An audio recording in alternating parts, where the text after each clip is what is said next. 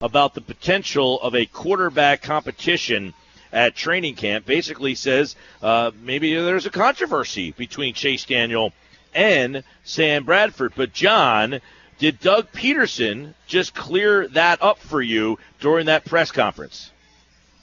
Yeah, he tried to clear it up, and it was pretty clear he wanted to find that Sam's the number one and Chase Daniel's the number two. I think it was Albert Breer of the NFL Network was the first one to broach the subject that a source told him that Daniel was brought in not as a backup but as a guy to compete.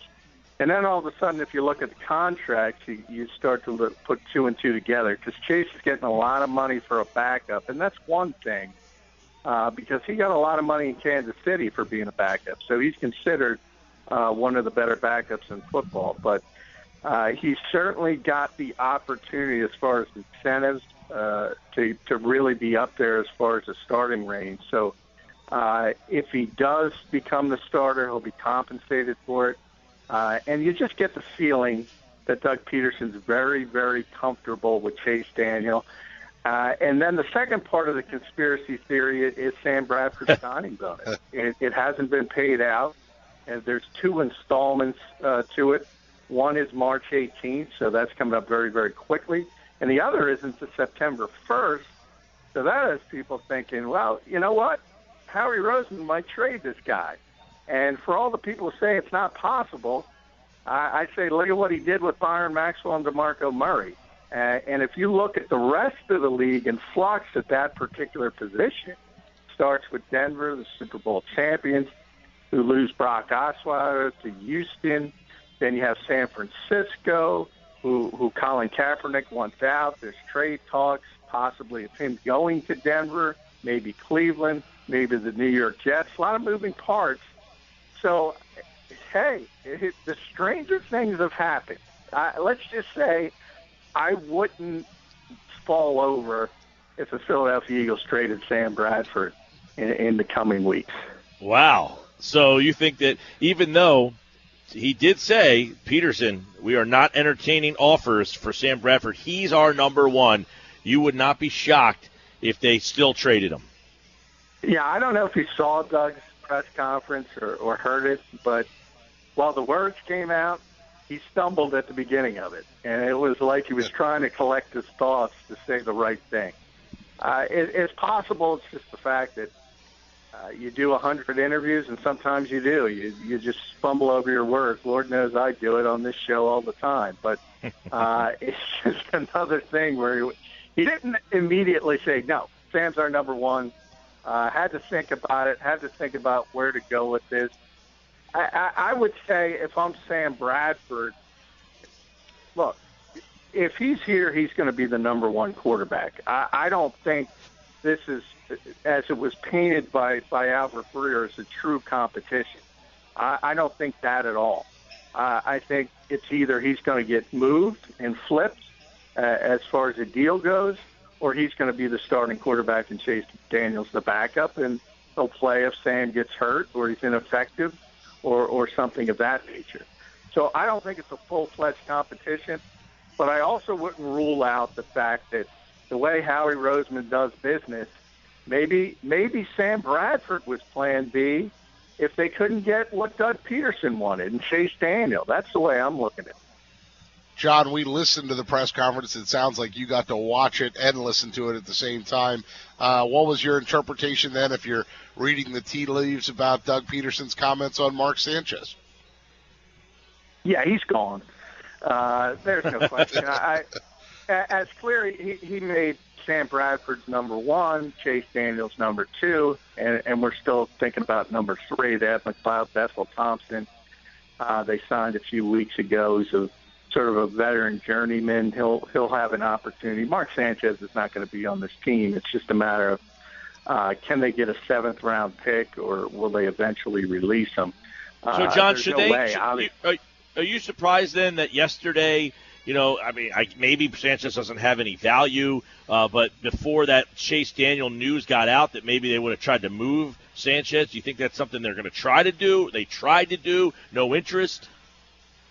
Yeah, I would imagine they knew once they got Chase Daniel, that highlights to the rest of the league that they're going to release Mark Sanchez. So it's 10 times more difficult now than it was before the deal. And yeah, they probably were looking to get something for him. So now it's just a matter of time, a matter of when.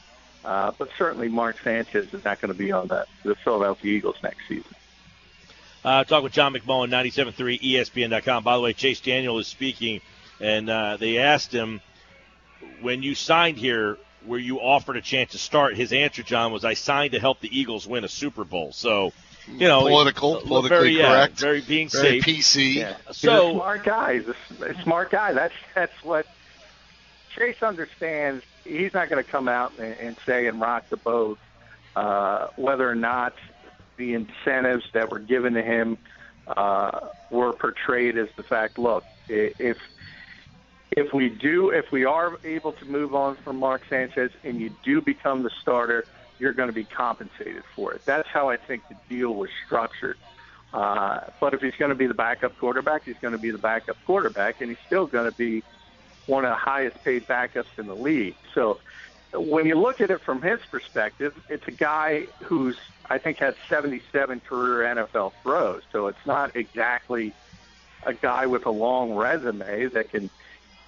We talk about Brock Osweiler. At least he's played 7 games. This is a guy who doesn't have the physical stature, doesn't have the stats to back it up. It's just somebody that Doug Peterson is very, very comfortable with. What did you think about Doug Peterson's comments on DeMarco Murray? Because they tried to pin him down. Like, did you even talk to him? He had some interesting things to say there. Yeah, it's a tough situation for him because obviously, using hindsight, they had no interest in having DeMarco Murray here, and he's part of that decision-making process. And he didn't want to burn any bridges, and he said he would have liked to have DeMarco back, but he wasn't going to stand in the way of somebody who wasn't happy, in essence, is how he tried to spin it. But I think it was pretty clear that if Doug Peterson wanted DeMarco Murray here, he would be here. He just didn't want him, and for what reason, we have to speculate, because in theory, his offensive system would better fit Murray's skills, certainly, than Chip Kelly's. So in theory, he could have had a bounce-back year. Maybe it was the attitude. Maybe it was the disgruntledness and the fact that he constantly talked about wanting out. Or maybe it was just the fact they feel he's done physically. Because, again, he did not – we can criticize Chip Kelly's scheme all we want. He did not look physically explosive last year. So despite the fact that, yeah, it wasn't the best offense to take advantage of his skills, you have to believe that 500 touch season in Dallas in 2014 took a toll on him. Do you think, John, that the Eagles can continue with the way the wide receivers are set? Because they asked him about that position and maybe about going out and getting a veteran, and he didn't really seem to jump on board with that. No, they're in a tough spot at wide receiver because they do have so many young players, and Jordan Matthews has certainly shown enough to where you say, well, yeah, we're going to move forward with him being a key cog. Nelson Aguilar has not, but he was a first-round pick. You almost have to give him a second chance, even though Howie Roseman wasn't in charge. It's still very difficult to walk away from a player like that so quickly. On the other hand, Josh Huff is a guy they probably should move on from because he was clearly a Chip Kelly guy, and he didn't even fit into his system. And to me, he's a player you have to manufacture touches for. He can't run routes very well. Really was a running back turned into a wide receiver at Oregon. So he doesn't have a natural affinity for the position. And that's maybe a guy you say, okay, he was a relatively high draft choice, but it was a different regime. We're looking to move forward. We need some veteran blood in this group, and they're going to add somebody. It's just a matter of who. There's a Andre Holmes from Oakland I know that has some interest in. He's a big 6'5" receiver, big rangy guy. Had a 40-catch season a couple seasons ago, and he's not great shakes, but he would certainly be an improvement if they could work out a deal with somebody like him. Talking with John, of course, John McMullen, 97.3 ESPN.com. John, more moves happened after you got off the air yesterday, so you had no rest for the weary for you last night. I know you were pounding away at the keys, did a great job of recapping it all. Let's go over to Nigel Bradham, because I really like this move, and I feel like I'm a little biased towards him. He's been on my fantasy team for 3 years in a row now. But he really jumped out in 2014 playing for Schwartz. I wasn't as happy with him last year. But because of that, I watched a lot of him play. 4-3 strong side. I think they may have found something here. And I like that threesome of Kendricks, Jordan Hicks, and Nigel Bradham. I really like that three-man linebacking. You got to stay healthy, but I like those three guys. I thought he was a nice, shrewd pickup in Jim Schwartz's defense. Yeah, and I think you're right, and that's the thing. Him and McMullen have so much in common because they both played so well in 2014 under Schwartz, and they both played poorly last year under Rex Ryan. So they obviously didn't fit as well into his defense. And you're right, as the Sam linebacker, I think he fits in well because he's very, very athletic. And remember, in Jim Schwartz's defense, it's really a two-down guy because in today's NFL, really the nickel corner is the starter statistically. He'll be on the field longer. So you have Jordan Hicks and Kendricks to handle the nickel duties. And what Bradham does is he's an athletic guy that can hold down the edge. He can be physical enough. He's strong enough to handle the tight end. Sort of if he has to either cover him or sort of bump him off the line of scrimmage. So I think it is an underrated signing. It's not going to be a huge difference maker because he's just not going to play enough, probably 30 to 40% of the time. But it's an improvement. That's what you try to do in free agency. It's not necessarily going for the home run, but you want to improve at certain positions. And at a position that's not going to be, as I said, all that important because of a lack of playing time in today's environment in the NFL, I think they improved. All right, John, a couple other things. Number one, we just talked about them adding a linebacker, but, you know, they've added to the secondary. They added to the offensive line yesterday. Which of the moves did you like the best? When it all comes down to it, which one did you like the best? Who's the best fit for this team? Well, I think Brooks is the best fit. He should be the highest profile, and relatively so, because you just look at how badly this team struggled last year at the guard positions. And part of it had to do with Andrew Gardner's injury and the fact he had two subpar players out there for the majority of the time, and Alan Barber and Matt Tobin. Now all of a sudden you have a guy he's not an all-pro, and he probably got overpaid, but that's the nature of free agency. He's a legitimate NFL guard who has an upside as a player. He's young. You can still get better, and it fills a need. So I think that's important.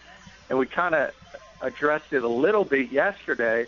All of a sudden, a big weakness turns into a strength because now you have that competition at the other guard position. Even if you're not able to add another piece in draft or free agency, I think the competition between Gardner and Barber, and if you put Tobin in there and even Malcolm Bunch, a young player, I think the competition, Doug Peterson said today, iron sharpens iron, and he was talking about competition.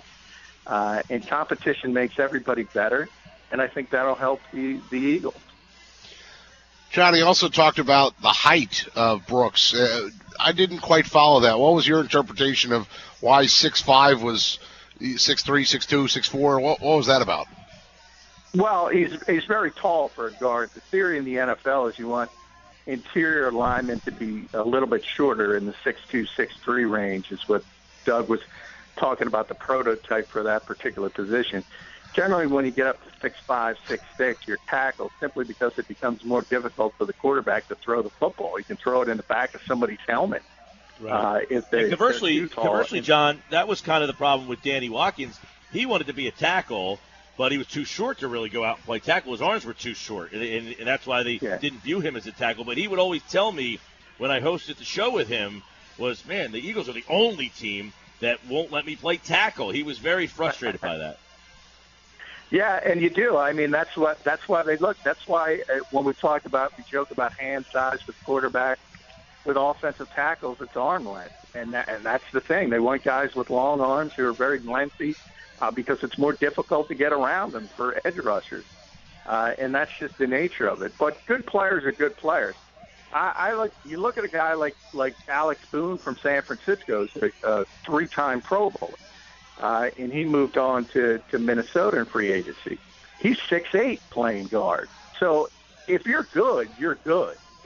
But what Doug was saying today is that the prototype for that particular position, you generally want a shorter guy for that purpose, and the fact that it makes it easier for the quarterback to throw the football.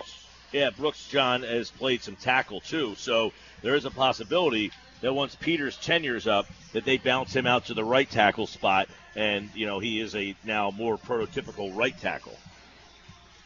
Yeah, and I've been hearing whispers. Remember the name Ronnie Stanley, because if he's there at number 8 overall, remember the Eagles jump up because of the Maxwell Alonso trade from 13 to 8. And all of a sudden, there's a lot of other players who are in play to possibly be taken at number 8 overall. I think Miles Jack would be the home run if somehow he falls down there. I think Vernon Hargraves is a possibility, and I think Ronnie Stanley's a possibility, just because he's one of those guys that's so athletic. You would get that left tackle for the next decade and sort of go seamlessly from Jason Peters, a long-time All-Pro, to another potential All-Pro.